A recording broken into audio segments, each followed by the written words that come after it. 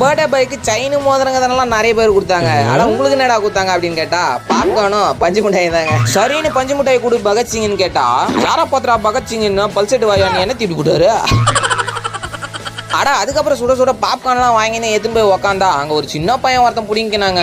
சரி பாப்கார்ன் போச்சு பஞ்சு மிட்டாய் சாப்பிட்டா பஞ்சு மிட்டாய் பிடிங்கி தூண்டுறாங்க. சரி எடுத்துக்கிட்டா போடான்னு சொல்லிட்டு மறுபடியும் எடுத்து வாயில வைக்கிறேன் மொத்தத்தையும் பிடிங்கிட்டான். சரி குச்சாச்சு சாப்பிடலாமேன்னு சொல்லிட்டு குச்சை எடுத்து வாயில உள்ளான்னு போனா அந்த குச்சி கூட விடலைங்க, அதுல எடுத்து கூட தூண்டுறாங்க.